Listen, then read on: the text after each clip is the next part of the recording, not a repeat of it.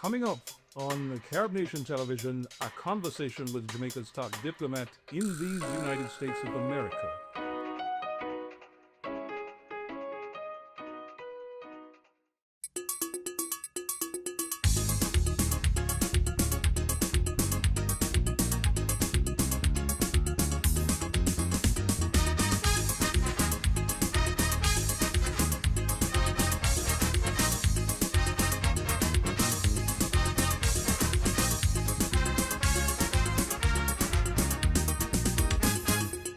Hi, welcome back to Carib Nation Television. I'm Ian Edwards, and we have a very special guest with us today to be introduced to our audience.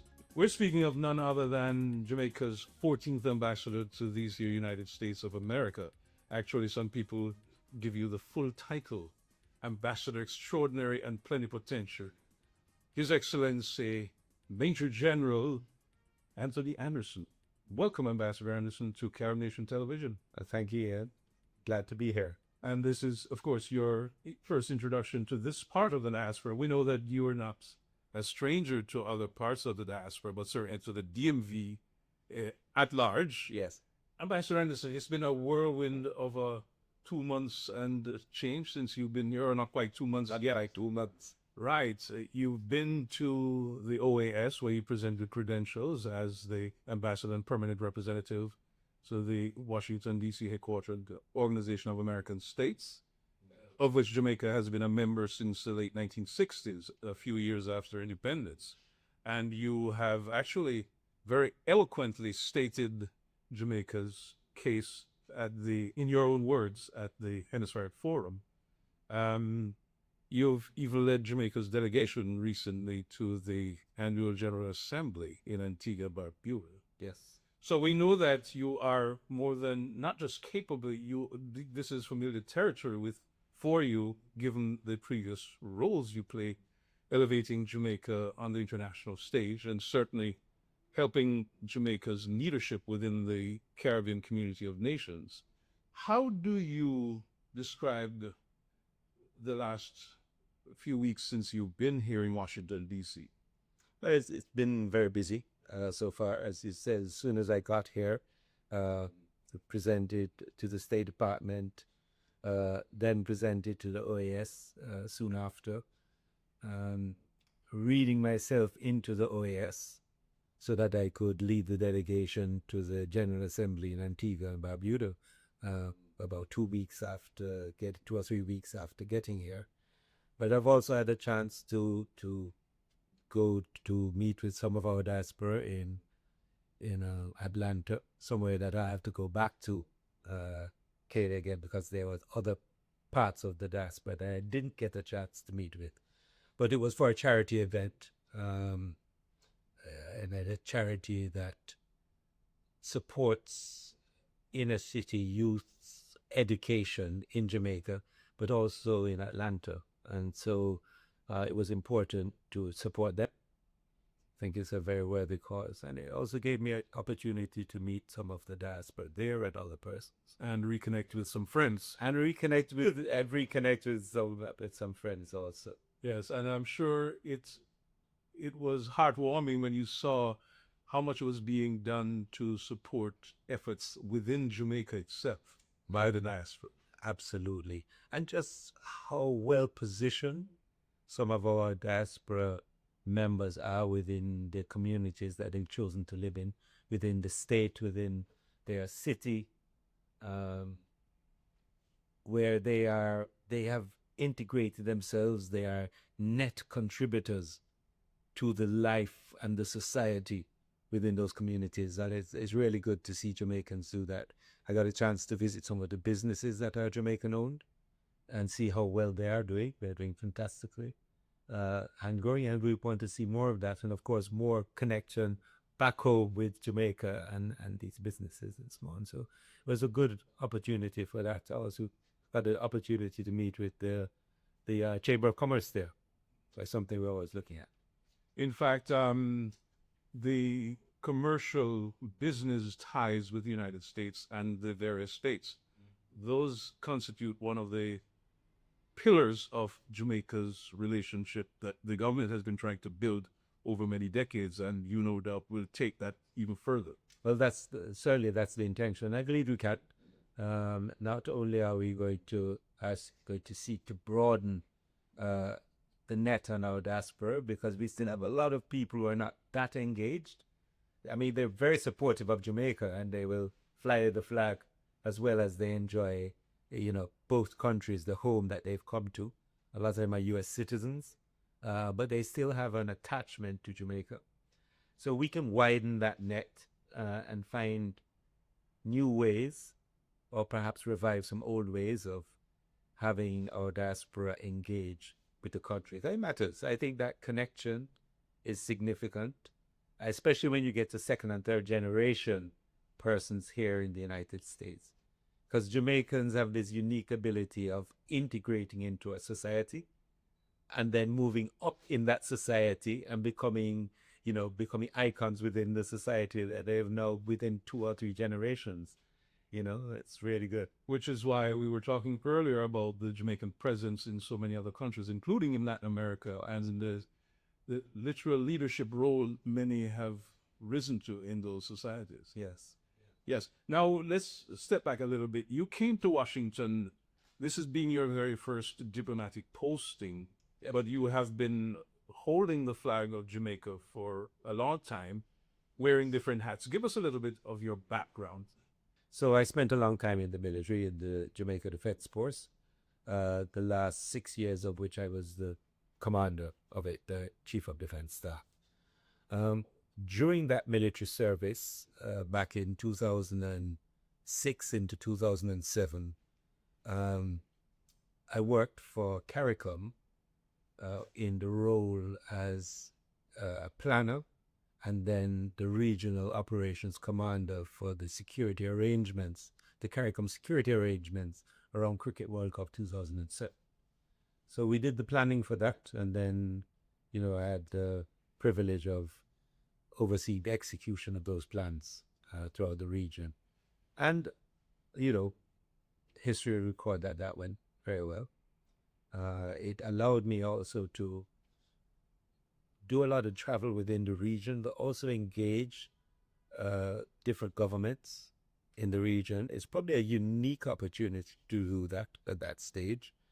I worked at the time very closely with now Prime Minister Mia Mottley, and also Peter Of Phillips of Barbados, and also Peter Phillips of Jamaica, who was the minister at the time. And then Patrick Manning, Prime Minister of Trinidad. So he gave me that opportunity to be a Caribbean man. Yeah. And the introduction there. 100% Jamaican, 100% Caribbean. Yes. And then right after that, not long, a couple of years after that, I was the Chief of Defence. Did that for 6 years. Then moved to become the National Security Advisor to the Prime Minister and Cabinet. And in doing that, setting up that office within the cabinet structure. A couple of years of that, and then I was opted to become the Commissioner of Police, which I did for 6 years and ended that last year. So, and here I am now, something totally different from the security and defense to now doing diplomacy. Although in those roles, you do a fair amount of diplomacy. Yes, as we said earlier. And actually that, again, gives us a neat segue into the security issues that you have, since arriving, have raised in the OAS forum. And also it is one of the important issues on the agenda with relations with the United States of America. Yes. So tell us a little bit about your vision of where this security apparatus is positioned. Right. So let me just bring it back a little bit to the CARICOM agenda at the moment. As you know, the CARICOM heads of governments was just completed in Montego Bay, and out of that came the Montego Bay Declaration, which essentially is a declaration to support the activities against transnational organized crime and gangs. It's been a problem throughout the region in terms of guns, gangs, killings, and that has created all sorts of other social issues with that. Jamaica had the problem perhaps before, not perhaps, but before a number of the other islets. And so we have a little more experience in it. So we have a fair amount to share in that regard. And our own numbers nationally are plummeting in terms of our violent crimes. And we need to continue that. It certainly took a lot of work, and it takes a lot of effort every day to get that going. But I think it puts us in a position to assist, to share information, share knowledge, so that perhaps some of the mistakes we made, others will make it, and that we can jump ahead as a region and get better outcomes. Now, part of our success, and a significant part, is also our relations with the various agencies and departments of the U.S. government. And those are very strong, have been for years, and they have worked lockstep with us to get better outcomes on both sides. We have had people with NYPD for years, with an ongoing liaison with the law enforcement entities that exist at the U.S. Embassy in Kingston. And all of that, I mean, we have some really solid programs, and I believe that we can strengthen them. And of course, there will be that's an area of interest of mine, because that is the focus of CARICOM. That's the focus of the Prime Minister. That's certainly the focus, one of my areas of focus, because we really don't have security of your people. It's because everything else becomes more difficult. Right. In fact, I think within the OAS, in fact, a couple of decades, by maybe 2.5 decades ago, they started to define security not just in terms of the traditional purview, but the traditionally militaristic perception of security, but a lot of other issues that fall down and threaten the physical security if these other things, including the health infrastructure and things like that, if they're not in order. When I tell you a little ago, so in 2016, Jamaica signed an IMF standby agreement. As one of the benchmarks in that agreement was security. So there were security benchmarks, not one, but a couple of security benchmarks in an IMF agreement. Hadn't happened before. There was no history of that. The IMF was strictly about economics. But the recognition was there that development, economics, and security are not divisible. And so for the first time, the IMF did an agreement containing security benchmarks. And that was really the impetus for me becoming the National Security Advisor, to get us through those benchmarks, security-related benchmarks in an overall economic agreement. In fact, I think Jamaica is at a place right now where, I remember last week, the Prime Minister of St. Vincent and the Grenadines was commending the strides Jamaica had made in the security arena, and he was commending to the other Caribbean leaders that we should copy what Jamaica has done, but because it is credible and creditable. And no doubt some of what you did as the precursor to what we're seeing now played into the results we're seeing in the positive trend.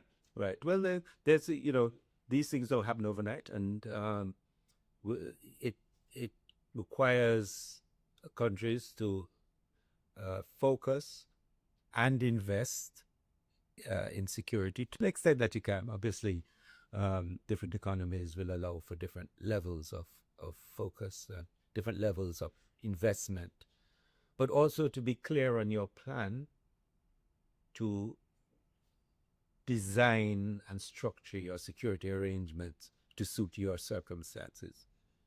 The good thing is we have capacity in Jamaica that we can assist, and also we are used to engaging our partners or foreign partners, even in large countries, as partners so that we both benefit from the outcomes of our work.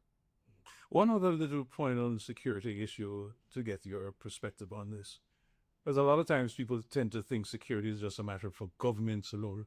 What role does a society, meaning the public, communities, individuals, have in the security of a nation? So it's clearly, it's everybody's business, but the reality is that as the professionals, the security professionals, we have to be able to communicate to all of these groups why it's important to partner with us to get the results. Without that partnership, we would not be able to get the results if we don't involve all of those persons you spoke about. And so we can't have an expectation they will naturally partner with us. That's not the case. The truth is that we have to become more engaging, more transparent in what we do. There are some things that must remain confidential, but those are few.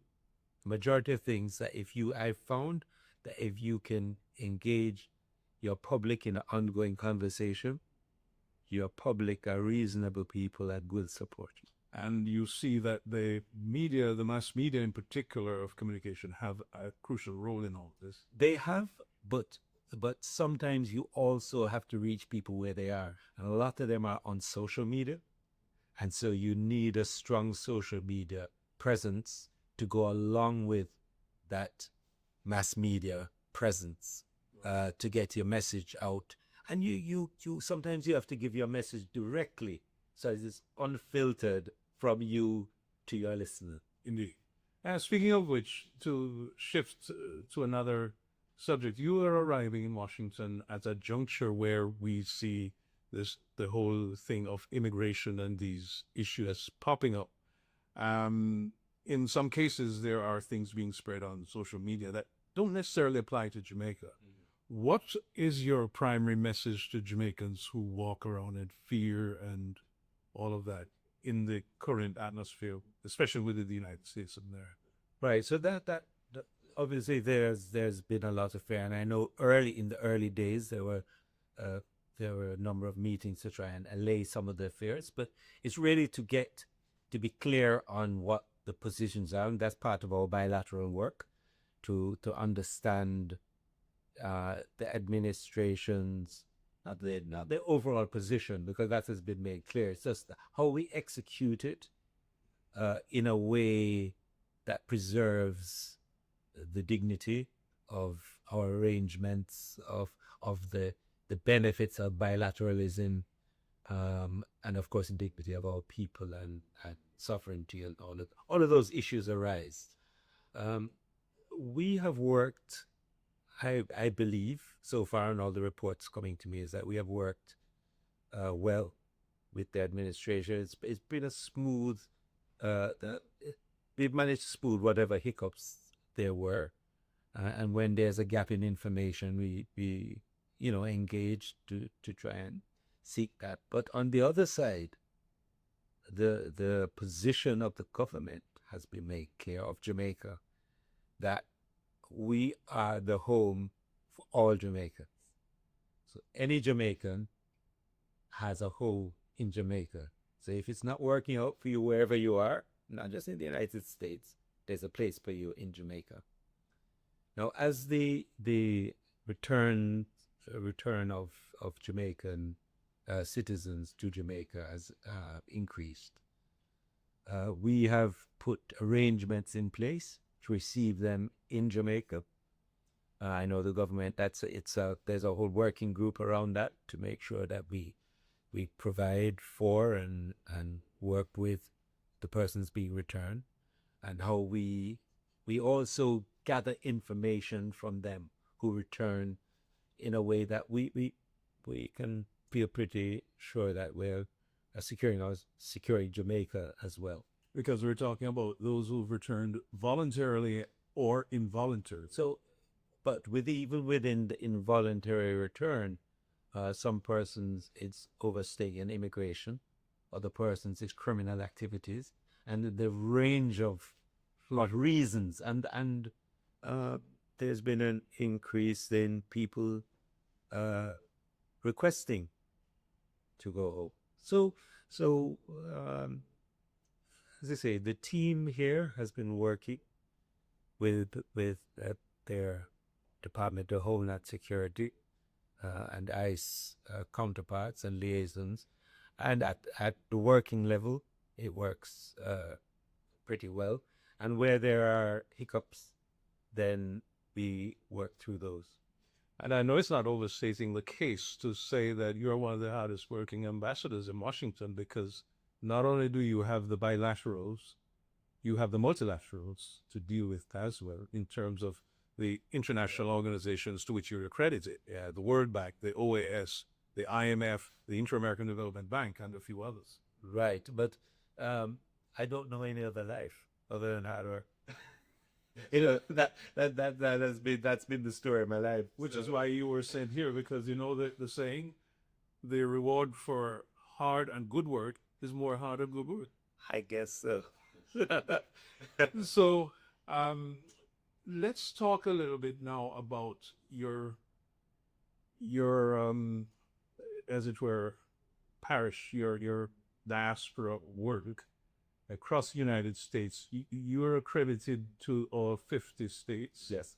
Even though there are consulates general or honorary consulates, and sometimes just a consular office in certain cities that help take some of the load off. Absolutely.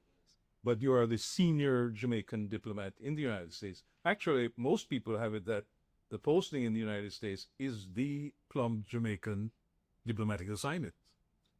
Obviously, the position of the United States in the world is significant. I mean, the United States is a major superpower in the world, if not the. So, of course, our arrangements and our diplomacy with the United States matters. Indeed. We're coming down to the bottom of the interview now, but give us a sense of what you would consider to be a successful tour of duty as Ambassador Extraordinary Plenipotentiary to the United States of America. Okay, so one would be to enhance trade and investment, bilateral trade arrangements, but also trade and investment in Jamaica.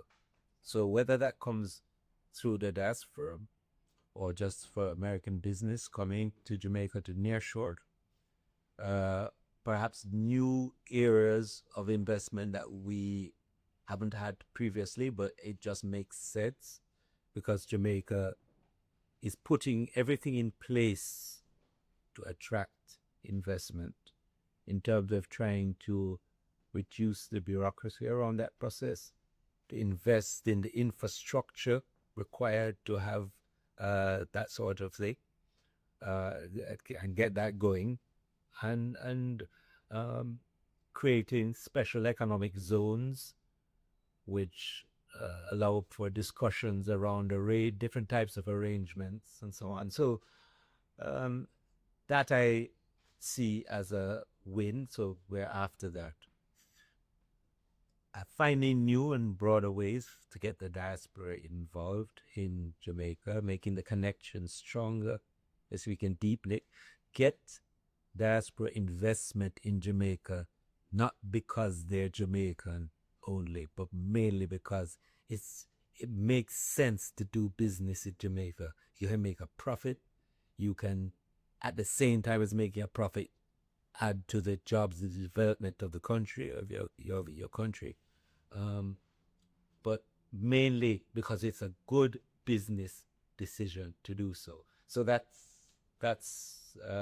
we hope for that, because as Jamaica becomes more investment friendly, as our security arrangements get better, our security environment gets better, our economic environment gets better,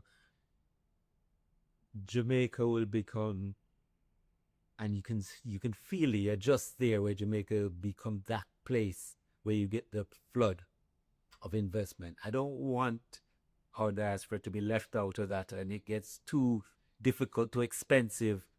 No, so I encourage the diaspora to get in on the ground floor of it because Jamaica is going to rock it.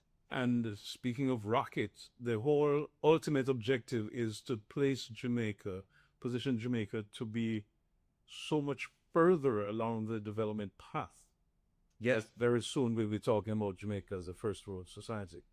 Well, that is the aim.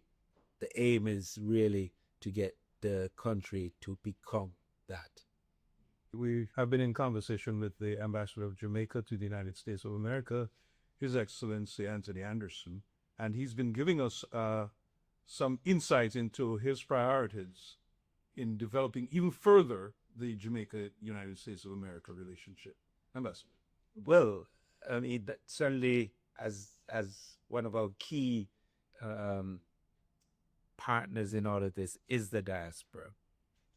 The message is that we are here for the diaspora. This is the embassy. It's your home. Engage us, and we're willing to engage. And we are also every day coming to work to make sure that we're looking about the best interests of Jamaica and Jamaicans. And in that regard, our relations with the United States are important. And I believe that fundamental to our diplomacy is that we have shared interests and that both Jamaica and the United States can benefit from our bilateral relationships. And the shared interest is, in fact, the very reason Jamaica has a presence in the United States anyway. Absolutely. And we need to strengthen it to our mutual benefit. We are so thankful for you being so generous with your time, sharing with the audience of Carib Nation Television. Yes. Your insight into brand Jamaica, into the nation called Jamaica, which we at one point used to refer to as a nation without borders. I think we still do, because some of us may not be physically resident there, but yes, we're still so attached to that piece of the rock. Yes, absolutely. And that little rock is ours. Yes. Home to all Jamaicans. So, ladies and gentlemen, thank you again for staying with us in this conversation with Ambassador Antony Anderson here in Washington, D.C. In fact, we've been in this conversation in his offices in the heart of DuPont Circle in downtown Washington, D.C. And so we thank you again for being with us. Thank you again, Ambassador, for Very welcome. being with us and for sharing your time with us. I'm Ian Edwards for Carib Nation Television.